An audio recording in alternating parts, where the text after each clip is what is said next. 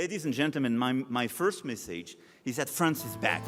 France is back at the core of Europe. I've been wandering through these hills, and I ain't got no more pills. And the Because we will never have any French success without a European success. And for me, all these initiatives and this reform have an actual counterpart which is the European strategy.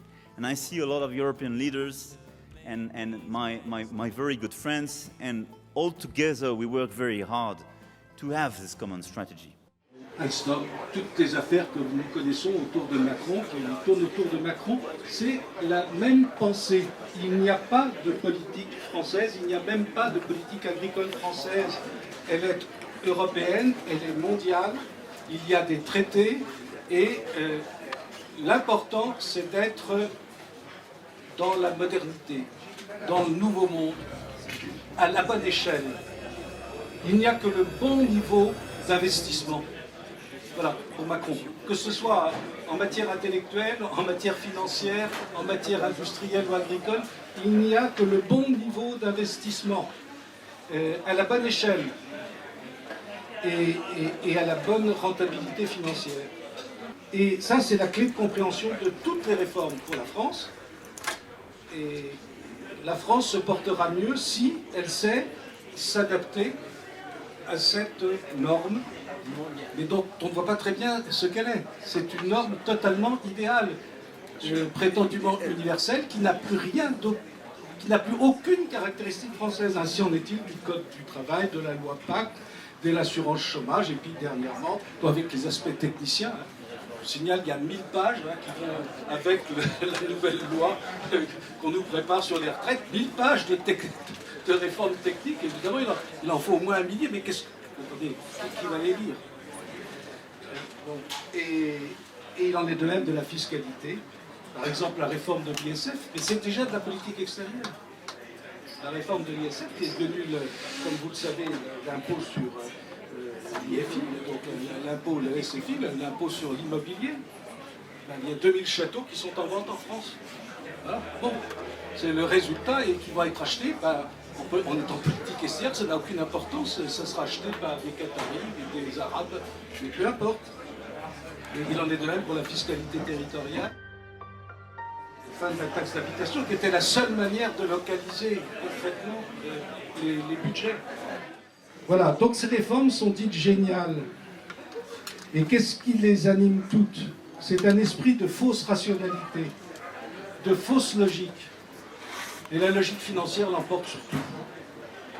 Et il n'y a rien à faire avec cet esprit. Rien. On ne peut pas s'opposer à cela parce que pour lui, c'est son unique univers, son unique conception. Pour lui, les gens ne comprennent pas. Il n'a que de bonnes intentions et d'où ces explications interminables. On l'a vu au grand débat, il se déplace et puis il entre dans la dernière technicité, la réforme des retraites.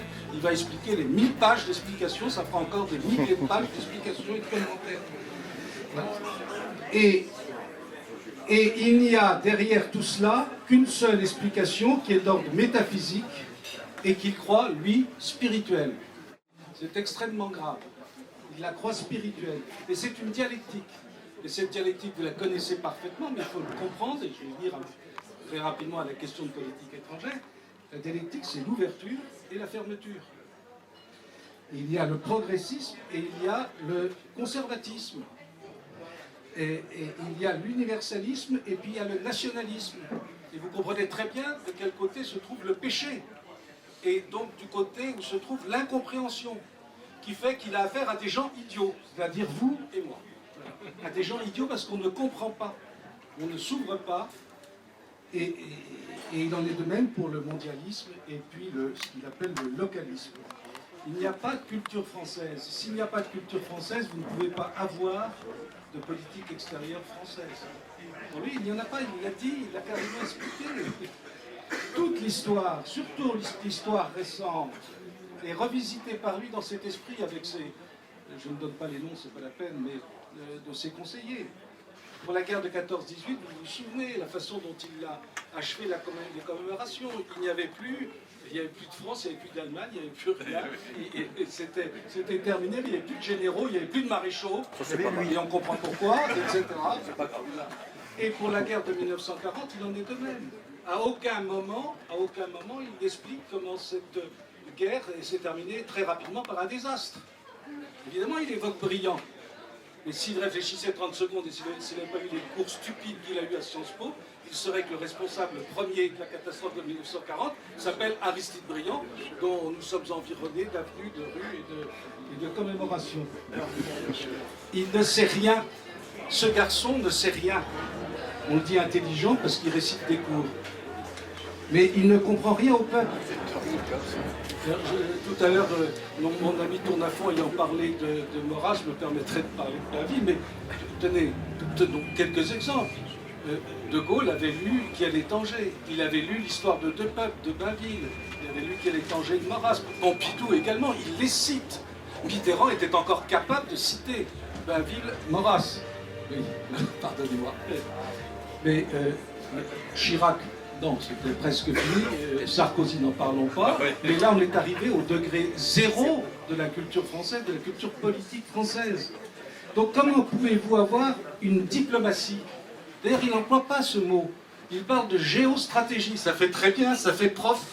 Ça fait élève de l'ENA qui a suivi son cours. Donc, on parle de géostratégie. Il a même dit un jour, comme ça, de façon très spontanée, j'aime la géostratégie. Et on ne lui demande pas d'aimer la géostratégie, on lui demande d'aimer la France. Et les intérêts de la France, c'est pas la même chose. Et oui. Alors j'en donne un exemple, sa conférence aux ambassadeurs. Je ne sais si vous vous êtes infligé ce supplice de lire les 60 pages de sa conférence aux ambassadeurs. Je ne sais pas comment les ambassadeurs ont pu supporter, mais je pense que le niveau moyen des ambassadeurs a beaucoup baissé. Je peux constater à plusieurs reprises. Mais il a fallu supporter 2h30 d'improvisation, c'était de la quasi-improvisation du président de la République. C'était donc la fin août, début septembre. Mais lisez, il n'y a pas une phrase qui soit bâtie en français. Il commence une phrase, il ne la finit pas. Vous avez toutes les 30 secondes le mot profond, profondément. On va réfléchir profondément sur les perspectives profondes que nous ouvrent les profondes réflexions que je suis en train de profondément vous ouvrir. C'est affligeant. C'est affligeant.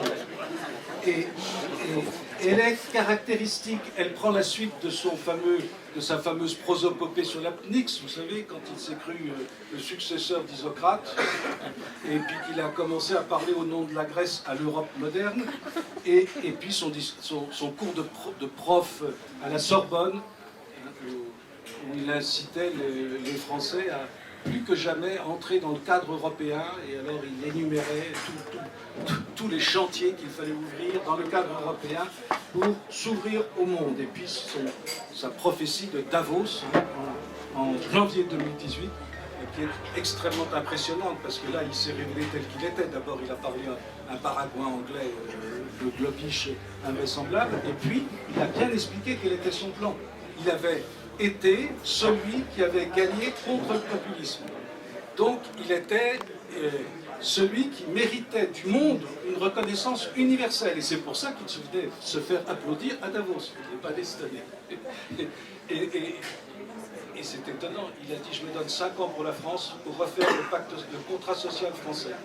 Ensuite, je me donne 5 ans pour construire le contrat social européen. Et ensuite, nous commencerons et nous entamerons le contrat mondial. Il a osé parler de contrat mondial, ce qui est exactement sa pensée. Et la France n'est là que comme un tremplin qui permet pour lui de rebondir au niveau européen. Mais au moment où il faisait son discours de Davos, il ne savait pas que l'Europe était en train de se diluer sous ses pieds. Et donc, le tremplin n'était pas bon. Mais c'est extrêmement inquiétant de penser que cet homme dirige la France et est censé représenter les intérêts français à travers le monde. Quand vous lisez ce discours des ambassadeurs, sa conférence aux ambassadeurs, elle est extrêmement instructive. Pour lui, il y a des thèmes Il n'analyse pas les intérêts français à l'heure actuelle, dans un monde, alors qu'il dit tout le temps, en perpétuelle évolution, en bouleversement. Alors il nous parle de la bascule, des bascules profondes, des bouleversements profonds, etc. Mais à aucun moment, il n'énumère ce que doit être, ce que pourrait être, ce qui serait intéressant de développer pour la France, et notamment, ne serait-ce que la langue française. On peut en parler, puisqu'il m'est arrivé de me déplacer, et d'avoir des demandes incroyables qui ne sont jamais satisfaites. Et donc il y a des grands thèmes. Alors les grands thèmes, c'est la sécurité. C'est la sécurité. Elle ne peut être résolue qu'au plan mondial, ou au plan européen, mais jamais au niveau français. Jamais. La souveraineté. Eh bien, il n'y a pas de souveraineté française. Nous avons un souverain français, parce qu'il est le successeur de nos rois, de nos souverains, de tous nos chefs d'État. Nous avons un chef de l'État français qui ne croit pas à la souveraineté française et qui dit que la seule souveraineté à construire immédiatement, c'est la souveraineté européenne. Vous avez remarqué, il insiste, et avec une espèce de jubilation transgressive, car cet homme est un transgresseur. Et il adore vous bafouer. Il adore vous bafouer comme il a bafoué une famille, comme il a bafoué un père de famille. Comme toute sa vie, il a passé son temps à bafouer.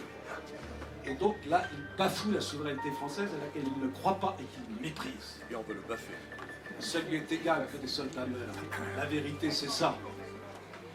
Et alors ensuite, eh bien, il parle de l'influence qu'il convient d'essayer d'avoir là-dedans. Et alors, quelle est cette influence? Chers amis, réfléchissez 30 secondes. Parce que c'est ça, sa conception de la géopolitique. Eh bien, c'est de faire en sorte que l'esprit français, qui n'est autre que l'esprit des Lumières. Ce n'est pas l'esprit du XIIIe siècle. Et donc cet esprit des Lumières, il faut le porter au plus haut niveau, qui est au niveau européen et au niveau mondial.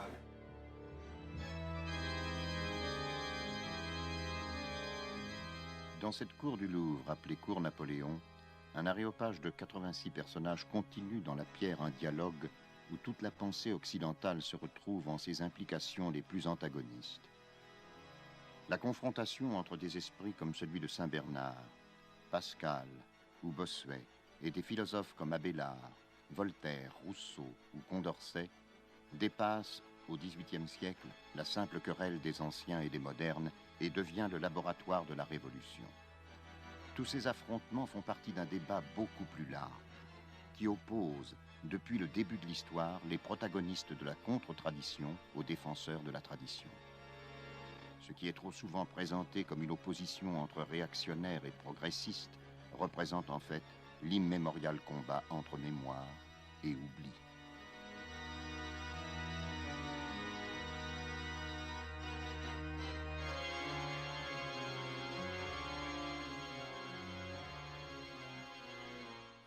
Alors ensuite, il faut le voir, il dessine des bassins.